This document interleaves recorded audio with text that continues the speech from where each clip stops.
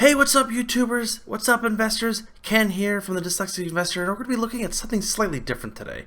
I wanted to kind of shed some light and some better understanding on individuals who are kind of throwing information out there and not having the proper knowledge and the understanding of the financial markets. The person I want to kind of highlight here is our boy MeetKevin.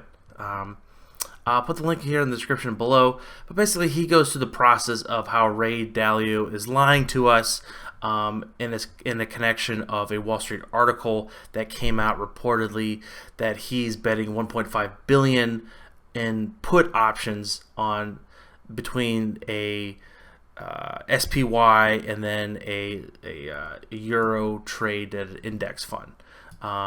So throughout the video, Kevin is calling Ray a liar, calling him a manipulator, a person who's trying to trick us in a certain direction, and saying that Ray has posted multiple things on Twitter and then also on LinkedIn, showing that he is not having this overall position, and it's much more complex. It's not just a single put option position in SPY or a different various other vehicle within like a Euro stock 50. So that being said, it's a little tricky because again, this was replaced on the 22nd. So the 22nd, we basically hit near all-time highs. And the reason behind a lot of this debate on trying to figure out what's going on with Ray Dalio's position or how his hedge fund, the Bridgewater Associates, is betting on this. Again, this is they have 160 billion in assets, or in basically under management. So this is, again, less than 1% bet. Again, yes, they're paying a pretty high premium to get these. It's a lot of money. Like, don't get me wrong. Like, I think that's where Kevin's kind of getting caught off guard. Where yes, it's $1 billion, but we're talking about 160 billion. So even if the stock dropped, the market went down 10%, just tomorrow, they'll be making money, and guess what? Most likely they'll be taking that money off the table. As you can see here, within a 4-month time frame, we've had multiple pullbacks. Again, we're at all-time highs. We're hitting the third deviation point within the SPY. It's more likely that we're going to be getting a pullback due to the various China deals, the turmoil within the presidential debates, and the who knows what else could turn the market lower. It's smart as a hedge fund, aka the main word, a hedge fund, to look at trying to maintain assets and not lose anything. So the first thing in a hedge fund is basically don't lose money. And guess what? A lot of these bets, they're just playing the odds. Again, SPY, all-time high, puts are very cheap to buy. So for example, within the video, Kevin links and actually makes a bet. I think when he traded it was the 23rd, or on that Friday or Saturday, Friday into Saturday, for the I think he said, let's look here, we're gonna go tools. He went all the way out to excuse me, November or March. He bought this one right here. So he bought these guys right here.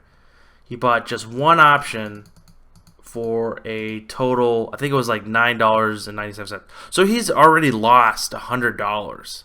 So this is what option decay is. So the thing is the likelihood of this being in the money 4 months from now is not as high as it being out of the money. So the likelihood of this being in the money is probably 30% less. But again, Ray Dalio and the hedge fund and the Bridgewater Associates are betting that something in that time frame, even if that bet is true, if they made that trade, that they're betting something, a small pullback, like a pullback of 5%. which will move this 3 or 4 points, will put this in the money. And yes, like you can see what in the money is right now, but imagine that going up 10%. So you placed it at $9 and you made 10% off of it. You made 10% off 1.1 billion. That's a pretty substantial amount. I just needed people to understand that putting on or buying puts is usually what hedge funds do when puts are extremely cheap.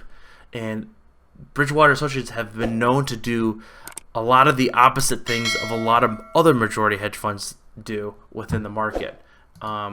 They have a different sense of looking at what could be coming, and they're trying, again, to protect assets. So even if this bet goes through and so forth, the likelihood of it working out is very low. And Ray Dalio has no he has no reason to tell his truth. Like, he has no obligation to us. You have no money invested in his accounts.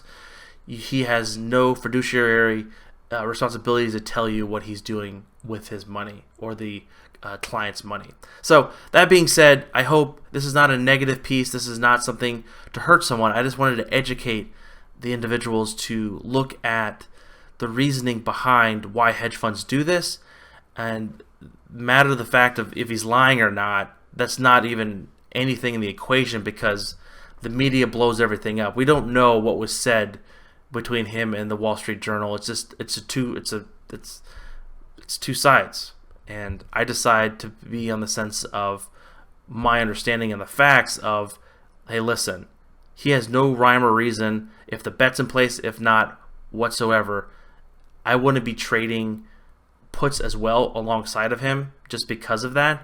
There's been multiple times where people will post something, and if it says like, oh, Warren Buffett buying a huge stake in RH, and that was a couple weeks ago, and yes, that kind of rocketed it off, and oh wow, Warren Buffett's behind RH.